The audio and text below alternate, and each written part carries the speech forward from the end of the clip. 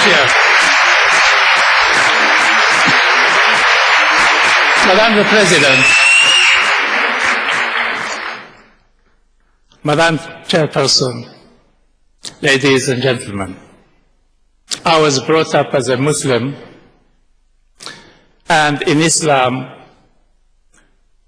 we are asked, when we witness something, to try and report it correctly.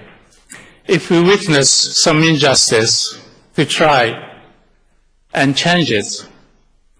We first try to change it by our hands. If we fail, we try to change it by our words. And if we fail, we try to change it by our hearts. And as a witness, as a former chief of the Human Rights Office of the United Nations mission in Iraq, as a former advisor to the Special Representative of the Secretary General in Iraq, I witnessed a loss of justice. And my question to you, did you know that the United Nations has led the campaign to vilify the Ashrafis? What I'm saying is documented. In November 2011,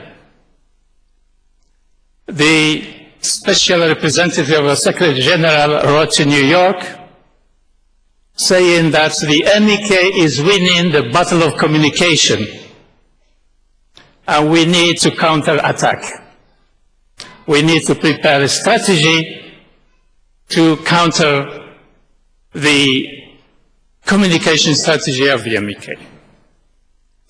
And so we did. We prepared a strategy to counterattack by fabricating reports and doctoring pictures and misleading the international community. Ladies and gentlemen, did you know that everything that happened in Ashraf and Camp Liberty is predictable and preventable? The blood that was spilled in Liberty could have been prevented if the United Nations did not conspire against the Ashrafis. And what I'm saying is in my hand, is documented. In my hand, we have the operational plan for the eviction of the Ashrafis from their 36 years residency to send them to a prison or rather a detention center. Did you know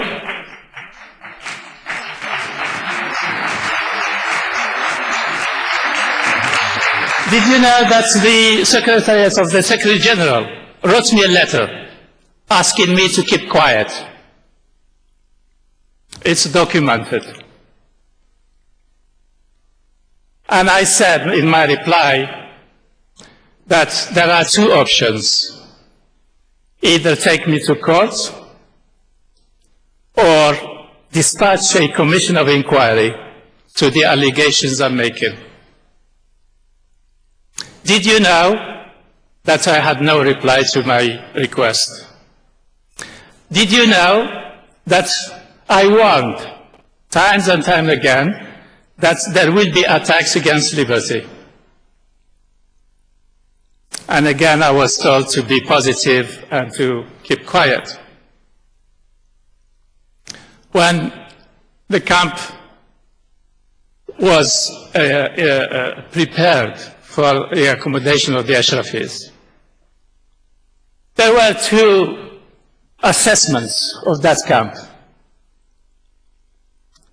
We only heard, the international community only heard about the humanitarian assessment of Camp Liberty. Nobody ever mentioned the report on security in Camp Liberty that was kept in the drawers in Baghdad, in the drawers of the Special Representative of Secretary General. Camp Liberty was then, in 2011, assessed as very vulnerable to attacks. And yet, the representative of the Secretary General went to the Ashrafis and told them, it's safe.